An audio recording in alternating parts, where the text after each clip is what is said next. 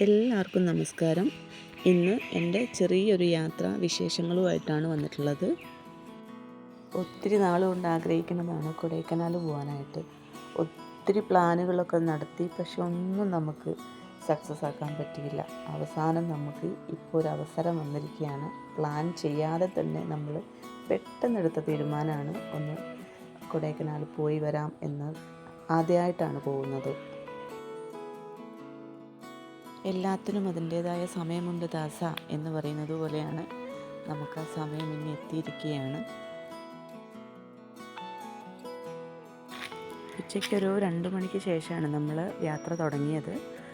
പിന്നെ പോകും വഴി പലയിടങ്ങളിലും നിർത്തി ഒക്കെയാണ് പോയിട്ടുള്ളത്. അതുകൊണ്ട് നമുക്ക് വിചാരിച്ച ടൈമിലൊന്നും എത്താൻ പറ്റിയില്ല. നമ്മളേതാണ്ട് പഴനി എത്തിയപ്പോഴത്തേക്കും നമ്മൾ രാത്രിയായിട്ടുണ്ടായിരുന്നു.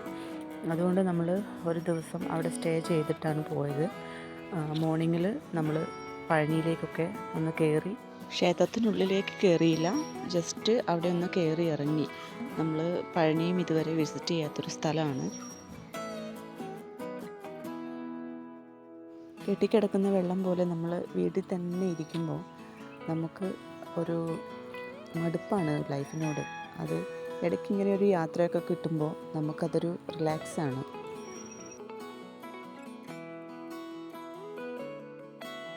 കൊടൈക്കനാൽ ഒരു കുന്നിൻ പ്രദേശമാണ്, തമിഴ്നാട്ടിലാണ്. ആക്ച്വലി 1845 ബ്രിട്ടീഷ് സിവിൽ സർവീസുകാർ അതുപോലെ US മിഷണറിമാരൊക്കെ ചേർന്നിട്ടാണിത് സെറ്റാക്കി എടുത്തിട്ടുള്ളത്. യൂറോപ്യന്മാരുടെയും മിഷണറിമാർക്കും വേനൽക്കാല വിശ്രമ കേന്ദ്രമായിരുന്നു ഇത് മുൻപ്. ഇന്നത് ജനപ്രിയ വിനോദസഞ്ചാര കേന്ദ്രമാണ്.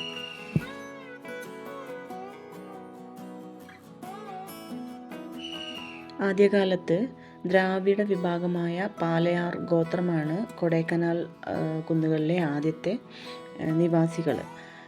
ഇത് കുറിഞ്ഞി കുന്നുകളെന്നും വിളിച്ചിരുന്നു.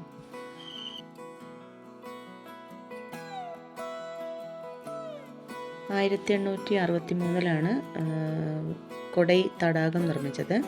ഇതിനേതാണ്ട് 75 ഏക്കർ വിസ്തൃതിയുണ്ട്. 19-ാം നൂറ്റാണ്ടിൽ വെള്ളക്കാരെത്തി 1901 കൊടൈക്കനാൽ ഒബ്സർവേറ്ററി നിരീക്ഷണങ്ങൾ തുടങ്ങി. അതോടൊപ്പം 1909 പട്ടണത്തിൽ ഒരു പോസ്റ്റ് ഓഫീസ് നിർമ്മിച്ചു, പള്ളി നിർമ്മിച്ചു, സ്കൂളുകൾ നിർമ്മിച്ചു, കടകൾ നിർമ്മിച്ചു, ക്ലബ്ബുകൾ നിർമ്മിച്ചു. 1914 ചുരം റോഡ് പണി പൂർത്തിയാക്കുകയും ചെയ്തു. ടൂറിസ്റ്റുകൾക്ക് ഇവിടുത്തെ ക്ലൈമറ്റ്, നാച്ചുറൽ ബ്യൂട്ടി, ലേക്ക് എല്ലാം വളരെയധികം ആകർഷിക്കുന്ന ഒന്നാണ്.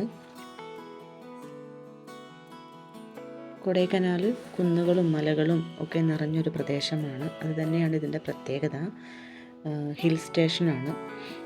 കൊടൈക്കനാൽ എന്ന വാക്കിൻ്റെ അർത്ഥം, അത് തമിഴിൽ ആ വാക്കിൻ്റെ അർത്ഥം വനത്തിൻ്റെ സമ്മാനം എന്നതാണ്.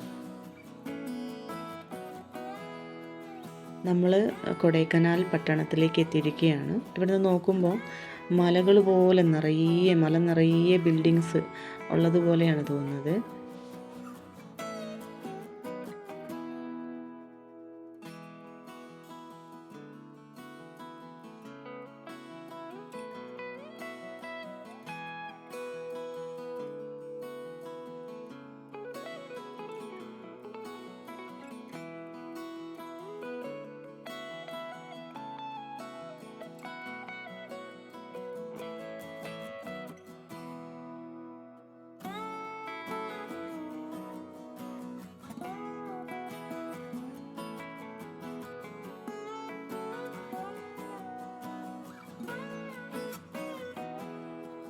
നമ്മളിവിടുന്ന് പോകുന്നത് ഒരു ഫ്രണ്ടിൻ്റെ അടുത്തേക്കാണ്.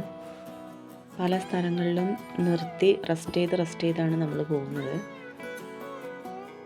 അവിടെ കൂടുതലായിട്ടും കാണുന്നത് വഴിയോരങ്ങളിലെല്ലാം പൈൻ ട്രീസ് ആണ്.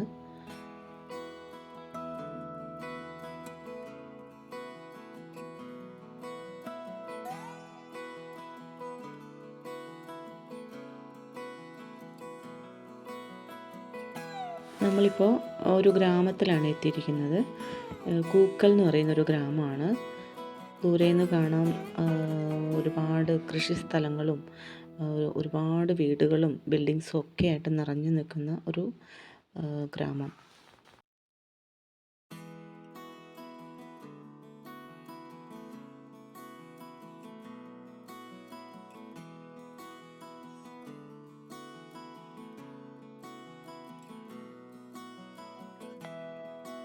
ഇവിടെ കാണാം കൃഷിസ്ഥലമാണ്. അടിപൊളി ഒരു വീടുണ്ട്. അതുപോലെ ഫ്രെയിമിൽ കൊടുത്തിട്ടുള്ള റൂംസാണ് തോന്നുന്നു. നല്ല അടിപൊളി പ്ലേസ്. ഒരു ടെമ്പിളൊക്കെ കാണുന്നുണ്ട്. ഒരു ഗ്രാമമാണ്, കൂക്കൽ എന്ന് പറയുന്ന ഒരു ഗ്രാമമാണത്. ഈ റോഡ് ഇവിടെ അവസാനിക്കുകയാണ്. അവിടെ നിന്ന് ഞങ്ങൾ തിരിച്ച് നേരെ കൂക്കൽ ലേക്കിലേക്കാണ് പോയത്. കൂക്കൽ ലേക്കാണ്. നിറയെ ആമ്പൽച്ചെടിയാണ് കേട്ടോ. ഈ ലേക്ക് നിറയെ ഭംഗിയായിട്ട് പൂത്ത് നിൽക്കുന്നുണ്ട്.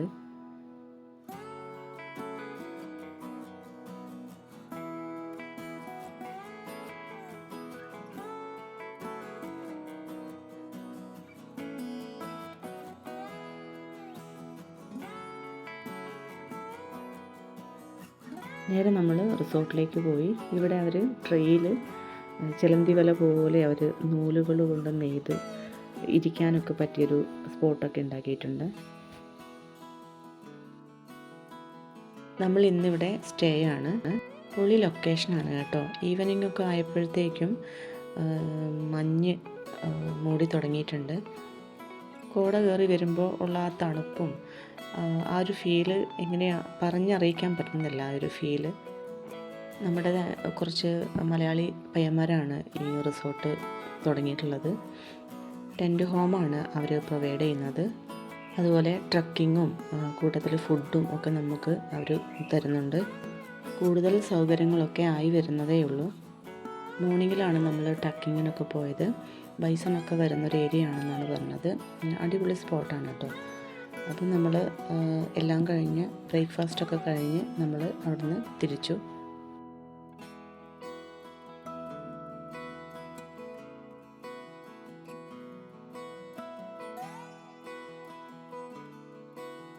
ഒരു കോഫി കഴിക്കാൻ വേണ്ടി ഇറങ്ങിയതാണ്. ഒന്നും കാണാൻ വയ്യ കേട്ടോ. അത്രയേറെ കോടയാണ്. അതിലുപരി ആ ഒരു ക്ലൈമറ്റ് ഫീൽ ചെയ്യാന്നുള്ളത് നമ്മളത് പറഞ്ഞു കൊടുത്താൽ ഒരാൾക്ക് മനസ്സിലാവില്ല. അത് നമ്മൾ അനുഭവിച്ച് തന്നെ അറിയണം.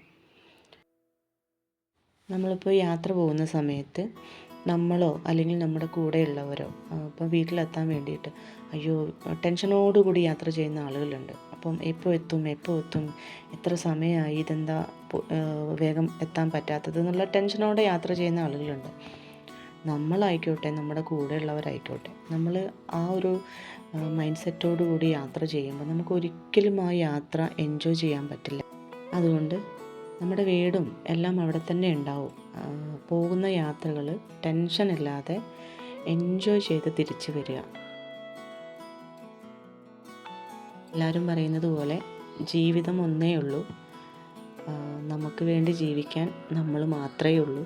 അതുകൊണ്ട് കഴിവതും യാത്രകൾ കിട്ടിയാൽ അവസരങ്ങൾ നിഷേധിക്കാതെ യാത്രകൾ പോയി വരിക.